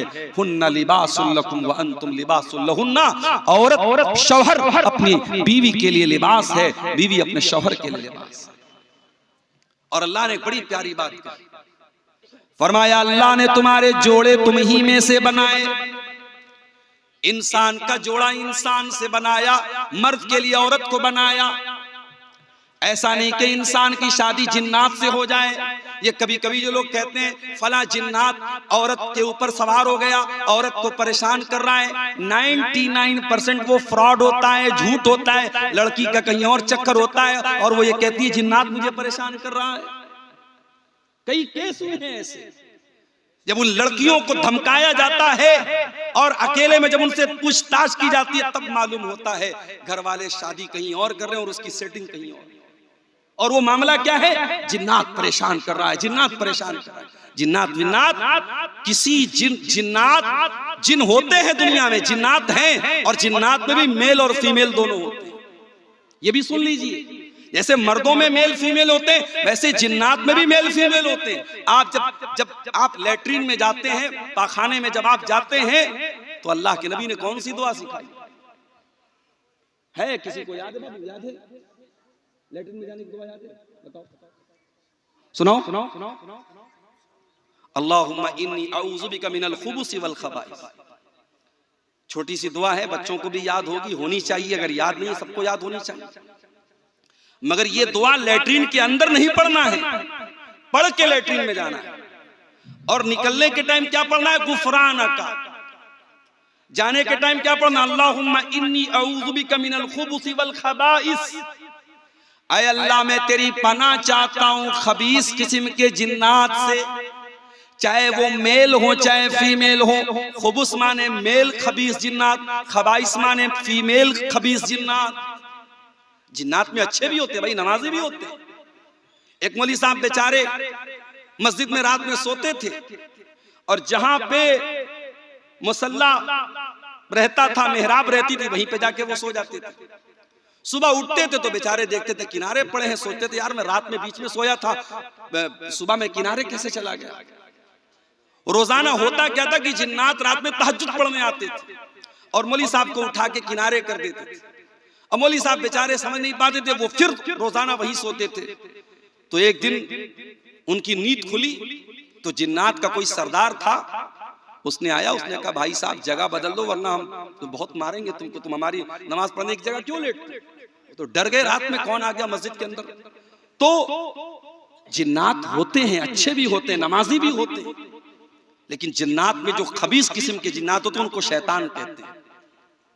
लेकिन जिन्नात के अंदर जो मेल होते हैं और जो फीमेल होते हैं उनका रिलेशन उन्हीं से बनता है। जिन्नात में से कोई मेल इंसानों की फीमेल के साथ रिलेशनशिप नहीं बना सकता, ये सिस्टम ही अल्लाह ने नहीं बनाया। वल्लाहु जअल लकुम मिन अनफुसिकुम अज़वाजा। अल्लाह ने तुम्हारा जोड़ा तुम ही में से बनाया, इंसान का जोड़ा इंसान में से, जिन्नात का जोड़ा जिन्नात में से, जानवर का जोड़ा जानवर में से। एक एहसान तो अल्लाह ने ये किया, हमारा जोड़ा बनाया। अल्लाह ने मेल के लिए फीमेल को बनाया, मर्द के लिए औरत को बनाया, महिला के लिए पुरुष को बनाया, पुरुष के लिए महिला को बनाया। वल्लाहु जअल लकुम मिन अनफुसिकुम अज़वाजा व जअल लकुम मिन अज़वाजिकुम बनीना व हफ़दा। और अल्लाह ताला ने जब तुमको बीवी अता फरमाई, जब तुमने निकाह कर लिया, जब तुमने शादी कर ली, तो तुम्हें तुम्हारी बीवी से अल्लाह ताला ने औलाद दे दी, बनीना बेटे दे दिए, औलाद दे दी, छेले दे दी, मैं दे दी। क्या बोलते, छेले और मैं बोलते ना। तुमको छेला छेली दे दिए, छेले और मैं दे दिए, लड़का लड़की दे दिए। वह हफदा, और फिर उस औलाद की औलाद दे दी।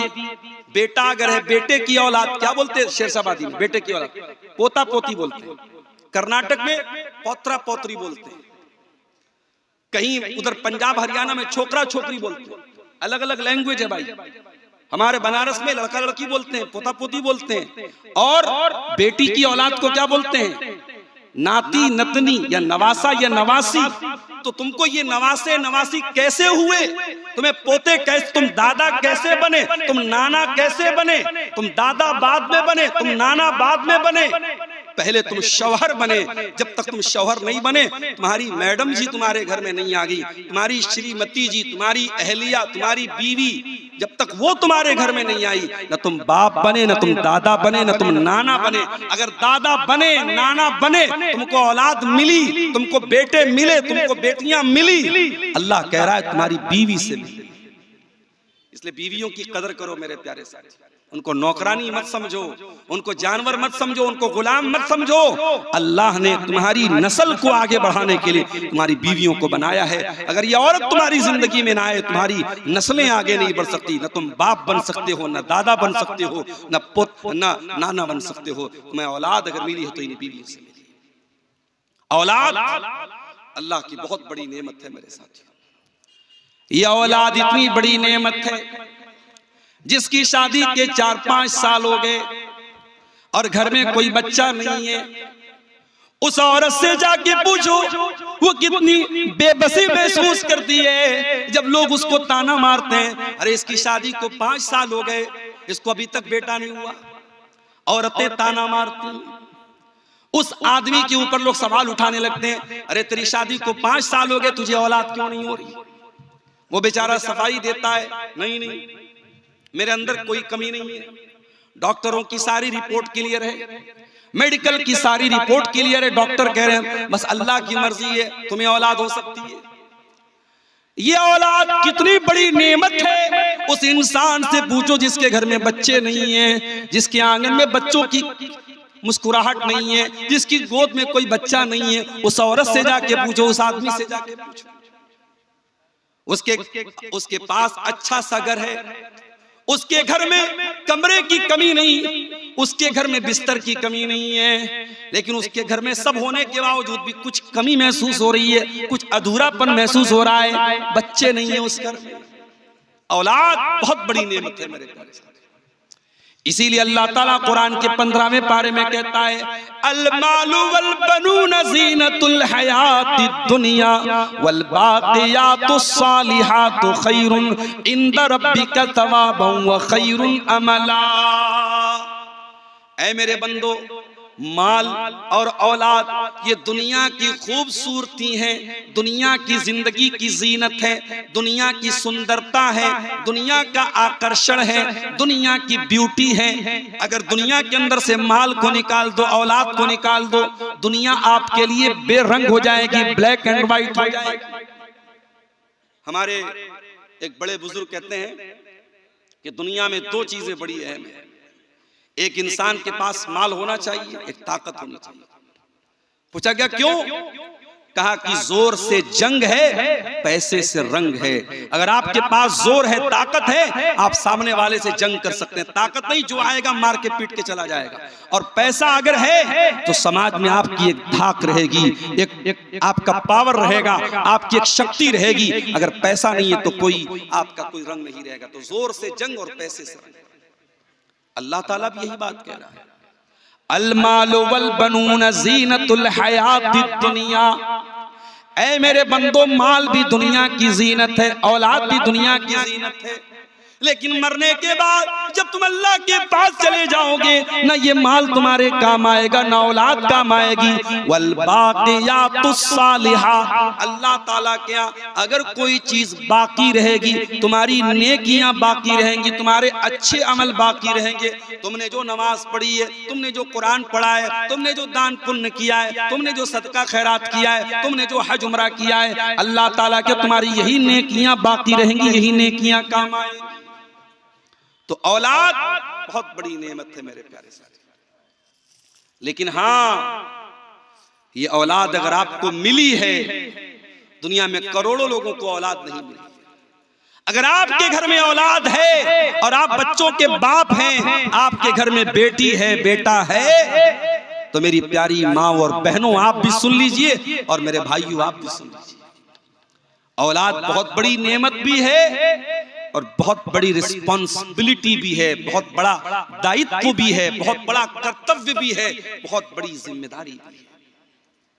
अल्लाह के प्यारे नबी फरमाते हैं, बड़े गौर से सुनिएगा, कुल्लुकुम राइउन व कुल्लुकुम मसऊलुन अन रइयतिही। तुम में से हर इंसान जिम्मेदार है और उसकी जिम्मेदारी के बारे में क़यामत के दिन सवाल किया जाएगा। फर्रजुल राइन अला अहली बैतिही, आदमी अपने घर वालों का जिम्मेदार है और घर वालों के बारे में उसको हिसाब देना पड़ेगा। वल मरातु राइयतुन अला बैति ज़ौजिहा, और औरत अपने घर की जिम्मेदार है, घर के अंदर क्या चल रहा है औरत से पूछा जाएगा। तू पांचों टाइम की नमाज पढ़ती थी, तेरी जवान बेटी रात में क्या करती थी? तेरी जवान बेटी के पास ये महंगा फोन कहां से आया? ये 2-2 हजार का पर्स कहां से आया? तेरी जवान बेटी घर से निकलती थी, सुबह आती थी, शाम को तूने कभी पलट के पूछा नहीं तू कहां गई थी? पूछा जाएगा औरत से, पूछा जाएगा बाप से, पूछा जाएगा मां से। अगर मां बनी हो, अगर बाप बने हो, तो आंखें बंद करके न बैठो मेरे भाइयों, जिम्मेदार मां बाप बनो। अल्लाह ताला ने बहुत बड़ी जिम्मेदारी आपके कंधे पे डाली। लोग हदीस सुनाते हैं, माँ के पैरों के नीचे जन्नत है, बाप जन्नत का दरवाजा है। वो हदीस है, बिल्कुल सही हदीस है, मैं मानता हूं। मगर एक और हदीस आपको सुनाता हूं, सुन लीजिए। माँ के पैरों के नीचे जन्नत है, बाप जन्नत का दरवाजा है। मगर ये हदीस भी कान खोल के सुन लेना। अल्लाह के प्यारे नबी फरमाते हैं, सही मुस्लिम की रिवायत है, मा मिन अब्दिन यस्तरईहिल्लाहु रईयतन सुम्मा यमूतु यौमा यमूतु व हुवा काशुन लिरईयतिही इल्ला हर्रमल्लाहु अलैहिल जन्नह। जो इंसान उसके कंधे पर अल्लाह ताला कोई जिम्मेदारी डाल दे, उसको गार्जियन बना दे, उसको बाप बना दे, उसको माँ बना दे, उसको छेला दे दे, उसको मैं दे दे, वो बेटी का बाप बन जाए, वो बेटे का बाप बन जाए, ये जिम्मेदारी अल्लाह ताला उसके कंधे पे डाल दे और फिर वो मर जाए इस हाल में कि अपने दायित्व का निर्वहन नहीं कर रहा था, अपनी रिस्पॉन्सिबिलिटी को पूरा नहीं कर रहा था, अपनी जिम्मेदारी को अदा नहीं कर रहा था, बाप होने का फर्ज नहीं निभा रहा था, माँ होने का फर्ज नहीं निभा रही थी। क्या होगा उसका? हर्रमल्लाहु अलैहिल जन्नह। उस माँ के ऊपर, उस बाप के ऊपर जन्नत हराम है, हराम है, हराम है। अल्लाह, जन्नत हराम है। आप कहते हैं माँ के पैरों के नीचे जन्नत है, आप कहते हैं बाप जन्नत का दरवाजा है। अल्लाह के नबी कहते हैं, अगर बाप ने बाप होने का हक अदा नहीं किया, अगर माँ ने माँ होने का हक अदा नहीं किया, तो उस माँ के लिए जन्नत हराम है, उस बाप के लिए जन्नत हराम है। मेरे प्यारे साथी, आज मसला क्या है? आज सबके पास मोबाइल है, घर में बच्चों के पास भी मोबाइल, माँ के पास भी मोबाइल, बाप के पास भी मोबाइल है। आज के बच्चों को माँ बाप मोबाइल के जरिए उनकी परवरिश कर रहे हैं। बच्चा खाना नहीं खा रहा है, माँ ने मोबाइल थमा दिया। बच्चा रो रहा है, माँ ने मोबाइल थमा दिया। 3 साल से लेकर के 80 साल तक के आदमी के, इंसान के हाथ में मोबाइल है। आज बाप के पास बच्चों के तरबियत के लिए टाइम नहीं, आज माँ के पास बच्चों की तरबियत के लिए टाइम नहीं है। अरबी का एक शायर कहता है, लईसल यतीमु मन इंतहा अबवाहु मिन हम्मिल हयाती व खल्लफाहु जलीला। यतीम वो नहीं है जिसके माँ बाप उसे छोड़ के चले जाएं, अनाथ वो नहीं है, अनाथ वो नहीं है, यतीम वो नहीं है जिसके माँ बाप उसको छोड़ के चले जाएं। इन्नल यतीम हुवल्लज़ी तलक़ा लहू उम्मन तक़ल्लत औ अबम मशगूला। अरे यतीम तो वो है जिसकी माँ के पास उसके लिए समय न हो, जिसके बाप के पास उसके लिए टाइम न हो। हजरत लुकमान का नाम सुना है आपने? कौन थे वो कोई नबी नहीं थे, कोई पैगंबर नहीं थे। वो लुकमान एक अल्लाह के नेक बंदे थे। उनके नाम पर कुरान में पूरी एक सूरत उतार दी गई, सूरह लुकमान।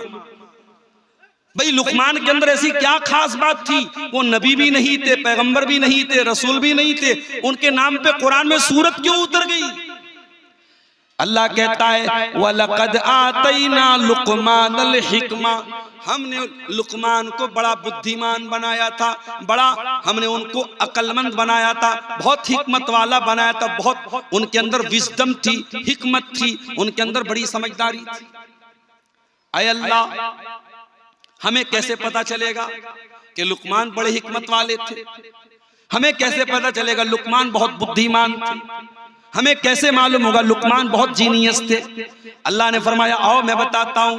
व इज़ क़ाला लुकमानु लिब्निही व हुवा यइज़ुहु या बुनय्या ला तुशरिक बिल्लाह इन्नश शिरका लज़ुल्मुन अज़ीम।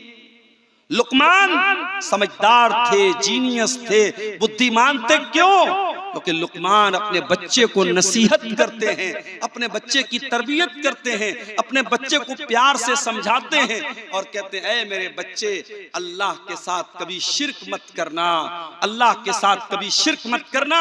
इस दुनिया का सबसे